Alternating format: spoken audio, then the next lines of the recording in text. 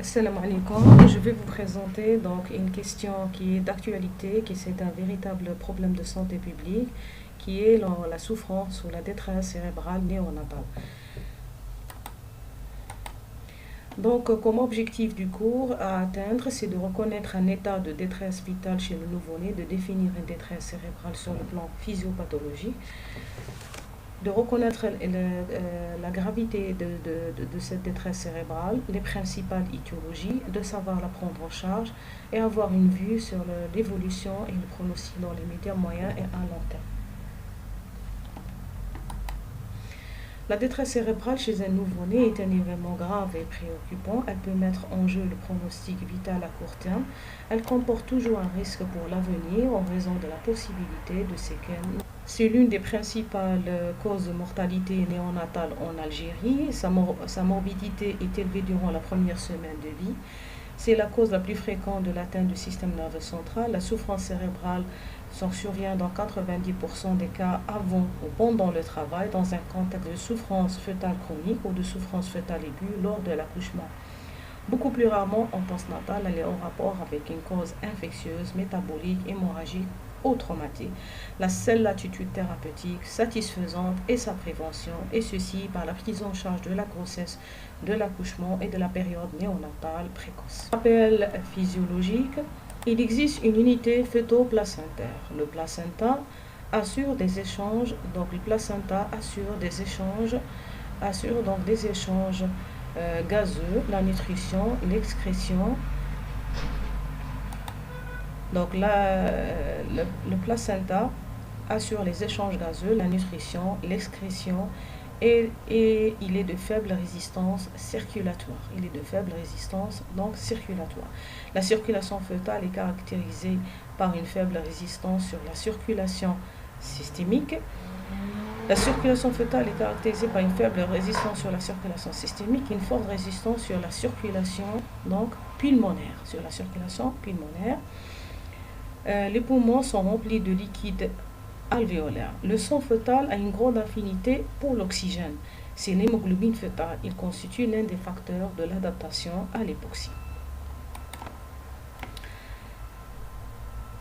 Par la respiration qui nécessite donc un effort considérable, l'air va remplacer à la naissance le liquide alvéolaire. L'oxygénation s'accroît grâce aux poumons devenant fonctionnels.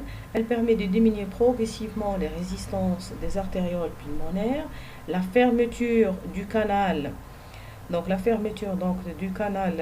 du canal artériel sensible à l'oxygène. Parallèlement, les résistances systémiques augmente suite au clampage du cordon. C'est la circulation postnatale.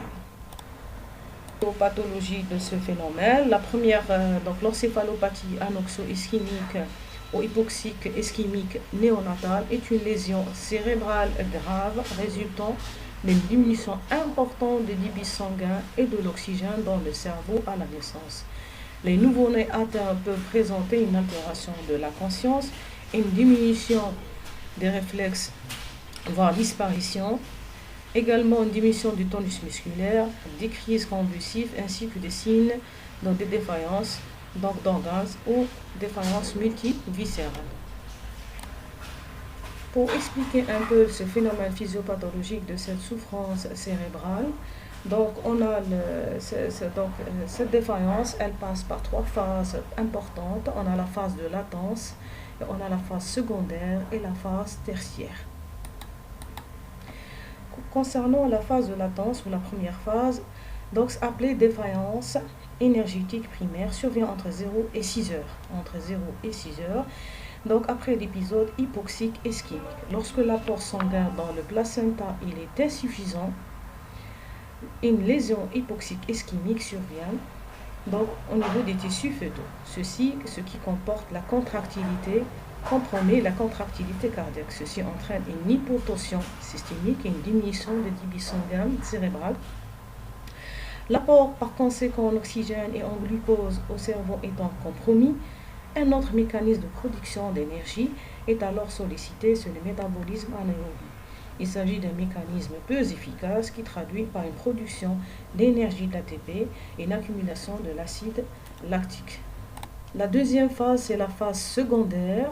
La phase secondaire où une défaillance énergétique secondaire survient entre 7 et 72 heures, donc après l'épisode hypoxique ischémique. Donc des facteurs inflammatoires tels que les cytokines, sont libérés et la lésion cérébrale devient plus importante. Des crises convulsives à ce moment peuvent se produire souvent en cours donc, de cette phase. Phase tertiaire, c'est la défaillance énergétique tertiaire. Elle survient donc 72 heures après l'apparition des lésions hypoxiques ischémiques. Elle peut durer entre plusieurs jours et plusieurs mois en fonction de la sévérité de l'encéphalopathie anorexo-ischémique et de la réponse à la prise en charge thérapeutique. Deux issues ou deux solutions sont possibles. Soit une récupération peut avoir lieu, celle-ci survenant lorsque les tissus cérébraux entrent dans un processus de réparation tel que les nerfs et les cellules gliales. Donc, les nerfs et les cellules gliales préservées commencent à se différencier et à proliférer et à régénérer. Toutefois, en cas d'épisode sévère, les tissus endommagés continuent à se détériorer à mesure que l'inflammation persiste. Les cellules de soutien telles que les cellules gliales et les astrocytes continuent de libérer des cytokines nocifs, ce qui accentue la mort cellulaire malgré le rétablissement de l'apport en oxygène et de sang du cerveau.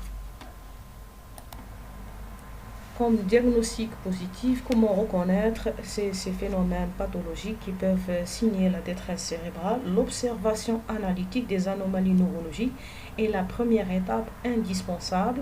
Les signes d'appel sont nombreux mais non spécifiques. Il est fondamental de répéter l'examen clinique chez le nouveau-né plusieurs fois si on veut éliminer l'influence de certains événements, par exemple la faim, le sommeil, ou l'existence d'une autre pathologie non neurologique, souvent transitoire, telle que digestive ou pulmonaire. Les principales anomalies cliniques peuvent se regrouper en deux chapitres. On a les manifestations convulsives et les manifestations cliniques. Alors,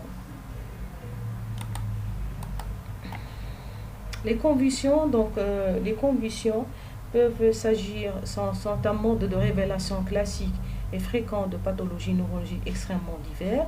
Elles peuvent être classiques sous forme de crise tonico-clonique, latéralisée ou généralisée, et se manifestent souvent par des symptômes divers, variés, qui attirent l'attention de l'équipe soignante par la répétition et les signes d'accompagnement, surtout neurovégétatifs. Par exemple, on peut avoir des apnées à répétition, des mouvements de pédalage, de boxe, de mâchonnement, changement de couleur, des clonies, des accès d'hypertonie ou d'hypertonie.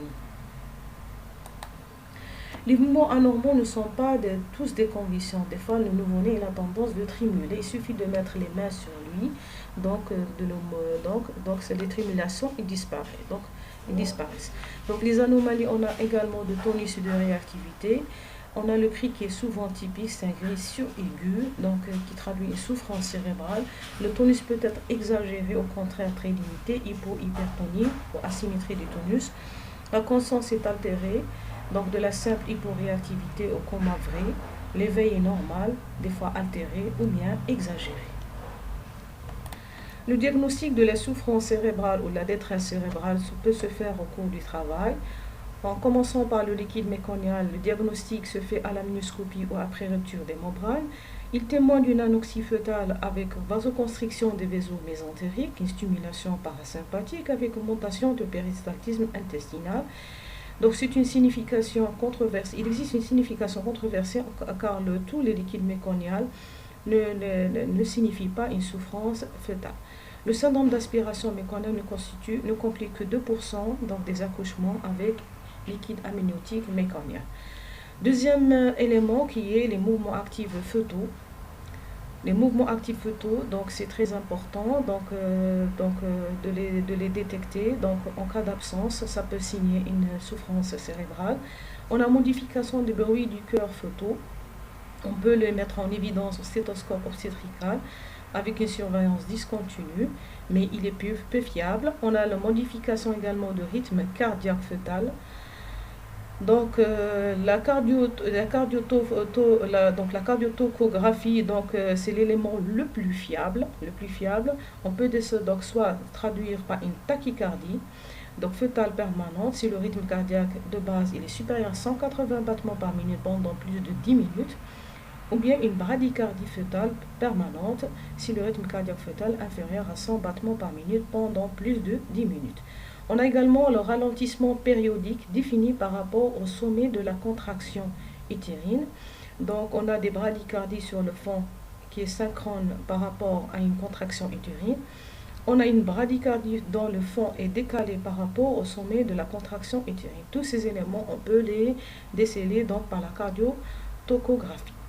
Donc, un enregistrement de rythme cardiaque fœtal normal est normal chez un nouveau-né, donc normal. Donc, si l'enregistrement de rythme cardiaque fœtal pathologique implique donc une détermination de pH au scalp, donc ce pH lorsqu'il est acide, il peut signer donc l'anoxie, qui donc lorsqu'il est moins de 7,20 ou bien entre 7,20 et 7,25, et donc il signe un début d'anoxie, et lorsqu'il est normal, lorsqu'il est entre 7,25 et 7,35. Donc un monitoring de rythme cardiaque fœtal et le pH fœtal permettent l'évaluation du bien-être fœtal. Le diagnostic également donc de la souffrance cérébrale à la naissance, et ceci grâce au score d'Apgar inférieur à 3 après 5 minutes. Ce score d'Apgar comporte des paramètres tels que l'aspect de la peau, le pouls, les grimaces, l'activité spontanée et la respiration. Également, on a les anomalies neurologiques précoces qu'on peut le regrouper en 3 syndromes. On a le syndrome de dépression du système nerveux central, le syndrome d'hyperexstabilité et le syndrome d'hypertension intracrânienne.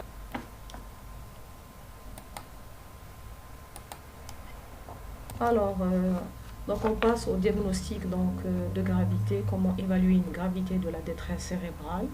On a le premier retentissement de cette détresse respiratoire sur un organe noble le premier organe noble qui est le cerveau. Donc l'évaluation neurologique doit être précise et répétée, mise en évidence des anomalies neurologiques. Donc ceci nécessite une classification en 3 stades de gravité croissante et à visée pronostic. On a la classification de Starnat et Amiel-Thiessen. Donc Amiel-Thiessen, stadifié de stade 1, stade 2, stade 3. Donc également on peut avoir également donc l'électroencéphalogramme le plus précoce possible, répété à 1 semaine. Donc l'ETF fait précocement avant J3 de vie permet d'objectiver des lésions cérébrales à type d'œdème cérébral, des hémorragies sont rares, et des lésions anorexo-ischémiques sous forme d'hyper-échogénicité de la substance blanche sous-corticale et des noyaux gris centraux. Elle doit être répétée pour guetter l'évolution vers l'atrophie cérébrale ou l'atrophie corticale ou sous-corticale chez le nouveau-né à terme, les lésions de leucomalacie périventriculaire, bien sûr, beaucoup plus chez les prématurés. Également, on a le retentissement, après le retentissement cérébral, le retentissement cardiovasculaire avec troubles de hémodynamique tels que des hypertension, donc anomalies de temps de recoloration, des hypoperfusions. On peut avoir une cardiomyopathie ischémique liée à l'hypoxie. Donc un bilan cardiologique peut se faire, à savoir une radio du thorax à la recherche d'une cardiomégalie, un ECG et bien sûr un échocœur. Donc à la recherche d'une persistance de la circulation fœtale. Un retentissement pulmonaire également, on peut avoir un syndrome de détresse respiratoire en rapport avec une inhalation de liquide amniotique méconial. Donc de ce fait, on peut faire un téléthorax pour évaluer les lésions pulmonaires et bien sûr la gazométrie artérielle, la recherche d'une hypoxie. Donc hypercapnie, on a une acidose métabolique. Donc pour le retentissement du rein, on peut avoir une oligoanurie, donc par hypoxie, une nécrose tubulaire, peut se traduire par une oligoanurie avec hématurie, bien sûr une proteinurie. On peut avoir même une insuffisance rénale aiguë, Donc le diurèse, donc, donc surveillance de la diurèse, c'est très important. Avec, on peut la quantifier, l'abscisse son fonction donc, et une fonction rénale telle que l'urécréa et même la clairance à la créatinine. Le retentissement hépatique, donc on peut avoir un ictère précoce plus ou moins intense. On peut avoir même une diminution des facteurs de coagulation qui sont le 2, le 1, 2, le 7, le 9 et le 10. Retentissement intestinal, il y a risque d'entérocolite ulcéro-nécrosante avec des rectorragies, toujours secondaire à l'hypoxie. Distension abdominale tendue et luisante. On peut avoir un résidu donc intestinal important, donc de l'intérêt de faire un téléaspect face profil. Alors, recherche d'une pneumatose intestinale. Donc, après ce diagnostic de gravité, donc on passe au diagnostic étiologique, à la recherche des principales étiologies de cette détresse cérébrale. Donc on a les causes en anténatal, Donc comme cause anténatale, on a les causes génétiques, par exemple les anomalies chromosomiques ou génétiques, les malformations cérébrales telles que l'anomalie de la fermeture de tube neuronal, les malformations cérébrales. On a différents types d'anomalies de développement donc, du cérébral telles que les encéphalies et l'hydrocéphalie. Les infections ont leur place telles que donc on les recherche par la sérologie torche. Les ARN torches, c'est la toxo, auréon, rubéole, cytomégalovirus et l'hépatite. Donc on a les infections materno-fœtales avec chorioamnionites qui peuvent être la cause donc d'une atteinte cérébrale chez le nouveau-né. On a la prématurité et ceci par lésion hémorragique de la substance blanche. Donc les grossesses multiples et ceci c'est le syndrome transfuseur-transfusé ou bien une mort d'un co-jumeau.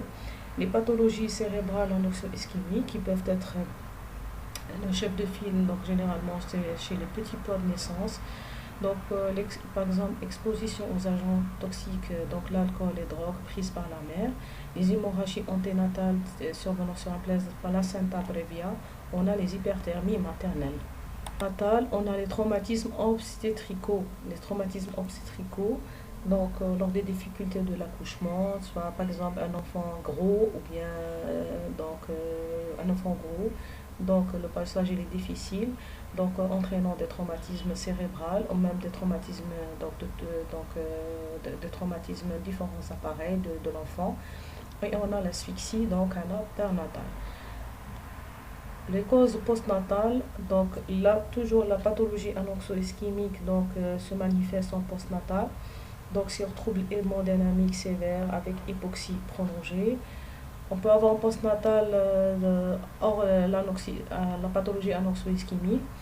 Donc on peut avoir autres étiologies telles que la pathologie infectieuse, telles que le méningite et les encéphalites, métaboliques en rapport avec une hypoglycémie, hypocalcémie, hypomagnésémie, ou autres telles que l'hypolipérnatrémie ou les maladies métaboliques rares.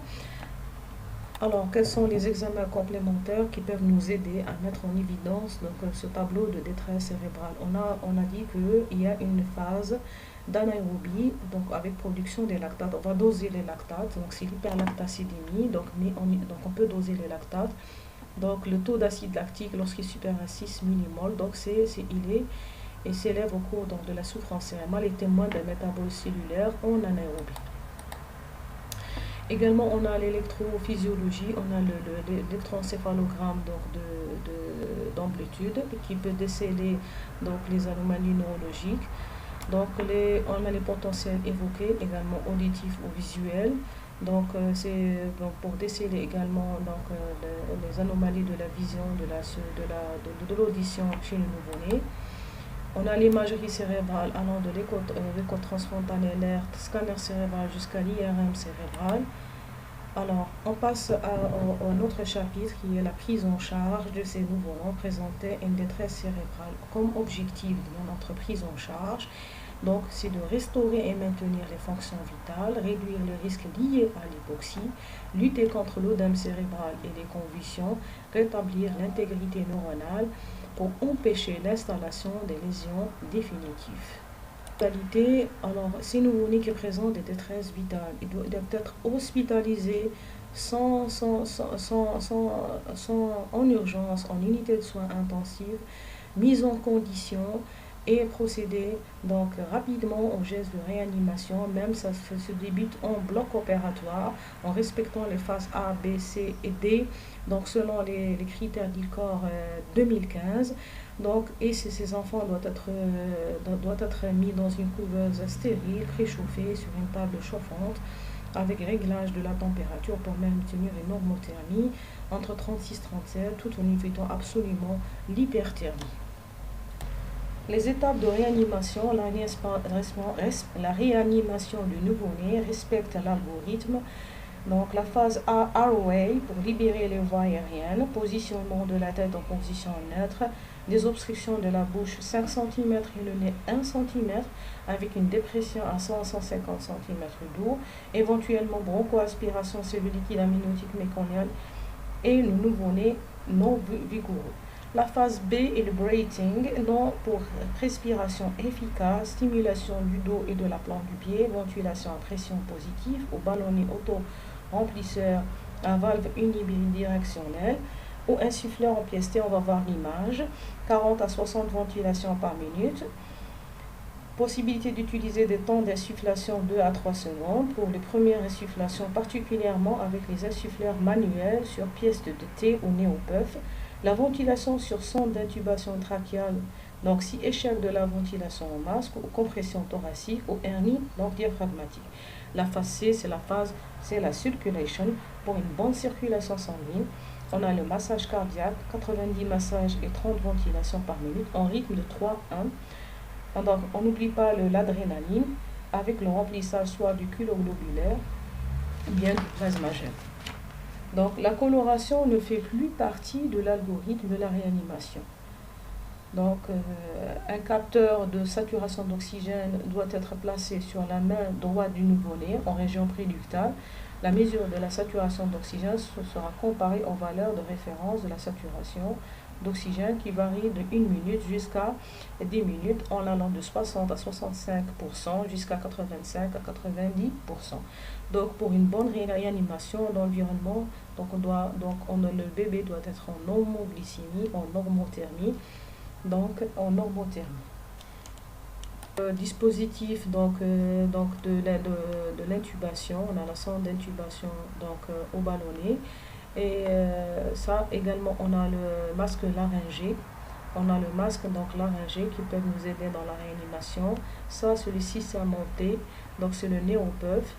Donc, c'est le néopuff qui nous doit nous préciser, qui nous aide énormément dans la réanimation du nouveau-né.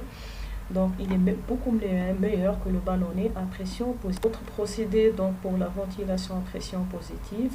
Donc, c'est des appareils de ventilation qui peuvent aider, comme une aide respiratoire pour les nouveau-nés. On a le Nasacipar, un fond de flot. Le bébé doit être mis dans un incubateur bien équipé. Donc, pour prendre en charge toutes les anomalies, de tous les différents organes, les différents organes qui sont touchés par l'atteinte cérébrale. On a le traitement, on a la prise en charge deuxième palier de l'asphyxie périnatale comme objectif d'atteindre, c'est lié aux complications de l'anoxie. On a le traitement des convulsions, des troubles respiratoires, métaboliques et thermiques et les effets secondaires surtout de l'œdème cérébral. Après la mise en condition, on reprend des soins. Donc pour diminuer la consommation d'oxygène, il y a les manipulations fréquentes.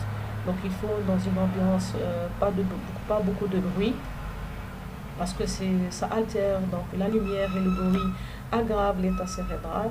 L'oxygène c'est nécessaire, bien sûr il faut le surveiller en fonction de la demande de l'enfant avec une FI, donc fixation d'oxygène de sécurité. Donc il faut un apport calorique pour l'enfant, glycidique, protéique suffisant. L'idéal c'est d'avoir l'allaitement maternel. Le traitement des convulsions dépend de la fréquence des crises convulsives et de l'état neurologique. Le meilleur c'est le phénobarbital, il a une longue durée de vie, mais à condition Donc il faut faire très important, il faut doser la barbitémie et attention aux intoxications phénobarbitales. La dose de chaque c'est 20 mg, dose d'entretien 24-48 heures 3 à 5 mg. On a d'autres drogues telles que le phénotoïl, le rivotril, le méthazolamine et les docaines. Pour l'œdème cérébral, l'orthostatisme avec une tête surélevée à 30 degrés, restriction hydrique 50 cc par kilo-jour, une ventilation en hypoalcalose. En se rappelant de la physiopathe, il y a une acidose métabolique. Pour se lutter contre elle, il faut utiliser la ventilation en hypoalcalose recommandée avec un PCO2 moins de 35 torts. Éviter les complications, il faut changement de position pour éviter les escarres, les infections, l'encombrement des aspirations discontinues. Également, le traitement neuroprotecteur, des mécanismes délésionnels découlent plusieurs approches pour la neuroprotection. Il y a le traitement de neuroprotecteur qui est dans le domaine de la recherche. On a les antagonistes des acides aminés excitateurs, les drogues bloquant les effets neurotoxiques et les antiradicaux libres. Et bien sûr, l'hypothermie qui occupe une place très importante, soit partielle ou totale, pour lutter contre l'inflammation. Et elle est de bons pronostics. Elle est utilisée elle est utilisée dans différents pays, par exemple dans le Maghreb, le Maroc et même la Tunisie. Le traitement étiologique de l'hypoglycémie, l'hypocalcémie, bien sûr de l'infection. Le pronostic de la détresse cérébrale dépend du stade. Pour la souffrance mineure au stade 1, il n'y a pas de séquelles ou séquelles minimes. C'est l'examen AJ7, il est bon, l'examen de TFL est normal, c'est le bon pronostic. La souffrance modérée, pas de séquelles, si l'examen clinique est normal, AJ7. Pour la souffrance majeure, décès, généralement qui survient dans 50% au cours de la première semaine, la première année. Sinon, il existe toujours des séquelles, le plus souvent graves, hydrocéphalie, infirmité motrice cérébrale, les hémiplégies, les syndromes extrapyramidaux, etc. La prévention occupe une place très importante. C'est la clé du traitement. Cette prévention doit être pendant la grossesse, l'accouchement et la période néonatale précoce. Il faut insister sur la corticothérapie anténatale, surtout chez les prématurés entre 24 et 33 semaines et 6 jours. Évaluation morphomérique et hémodynamique du fœtus par différents appareils. Le transfert intra-utérin du nouveau-né à risque. L'organisation des soins en maternité et les soins maternels et néonatales. Amélioration de l'assistance en salle d'accouchement. Il faut améliorer le plateau technique de la réanimation des nouveau-nés, améliorer de la nutrition postnatale, amélioration de l'assistance respiratoire, en favorisant la disponibilité du surfactant et les moyens de la ventilation invasive et même non invasive tels que les CPAP. Amélioration des soins et développement, bien sûr, et également de la douleur. Je vous laisse à votre disposition quelques références pour vous aider à approfondir vos questions. Et je suis très attentif à vos questions. Vous voulez plus d'éclaircissement de certains points. Je suis à votre disposition. Merci de votre écoute et bon courage pour l'examen.